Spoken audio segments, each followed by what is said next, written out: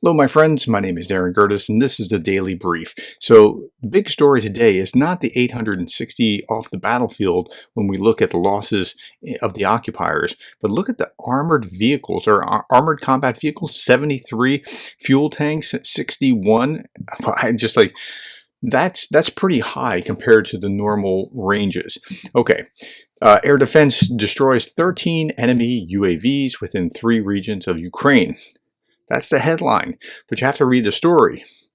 Because on a night of April 5, enemy attacked with 2 S-300s and 3 Iskander ballistic missiles, as well as 13 UAVs. So, had they shot down the actual 5 missiles, that would have been the headline, but you gotta be careful. So, what do these missiles do?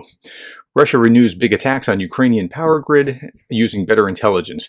This is one of the power companies, what it looks like. I just want to show you the inside of the power station. That's what happens after the missile strike. And that's just, it's terrible. Okay. UN retracts condemnation of Ukraine's strike on Russian drone factory in Tatarstan.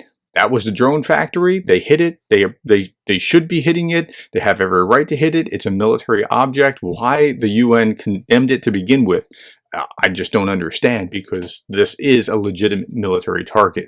Okay, Ukrainian military denies Russian forces have reached the suburbs of Chasiv Yar. So far, if they're equipped, they can fight it off. Without the ammunition, there's no way that Chasiv Yar, in my estimation, would be able to hold, but it's just a matter of time. Can you get them the material? They have the will. They just need the ammunition. U.S. troops in Moldova, an emerging plan B for Ukraine. I saw this and I thought, in Moldova? Well, this was in Asia Times. And as I searched for it, yep, here it is, Asia Times, U.S. troops in Moldova, but there was nothing else. 10 hours ago, September 12th, 2023, February 7th, 2024, Moldovan troops train with National Guard in California. So take that with a grain of salt. So when you hear people talking about U.S. troops in Moldova, and by the way, take it with a grain of salt, because Asia Times is owned by Asian Times Holdings Limited, a Hong Kong company holding multimedia and public relations assets. So just be careful with what you read. Okay, RT. Be extra careful with RT. Pro-Ukraine images found on cell phones of Moscow terror attack suspects, say investigators. Images extracted from the cell phones of the terrorists who killed more than 140 people at the concert hall outside Moscow point to a possible link to the ongoing Ukraine conflict, investigators say. Well, they're desperate to find any kind of link because they want to tag this to Ukraine, whether it's right or wrong. In an update on the case, Russia Investigative Committee said that images related to the Ukraine conflict were found on the cell phone of one of the terrorists. They include photos of Ukrainian soldiers, a photo of a man wrapped in the Ukrainian flag standing in front of a destroyed building, an image of a soldier standing on a tank and holding Ukrainian flag, and a caption reads, Special Operation Forces of the Armed Forces of Ukraine. Okay, so there's a couple possibilities here, and here's the picture of the guy in the flag.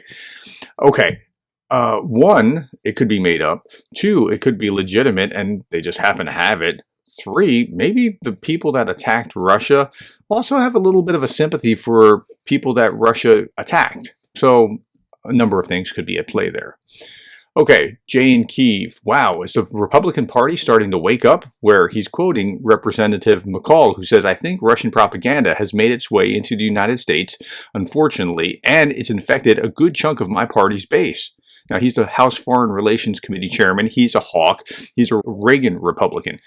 And no, it's not that Republican Party is starting to wake up. There's always been a fraction of us that have always had this position. And that's the reality. I wish it was a dawning, an awakening where something was really changing, but I don't think it's changing. I think he's just recognizing what's been there.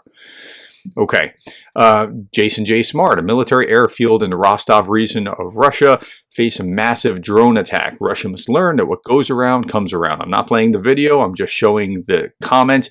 So I'm going to do a whole additional video about this because this is important. Finally, in today's Russian papers, Russia's opponents depicted as, quote, forces of the Antichrist, unquote, and Russia described as a country, quote, chosen by God, unquote.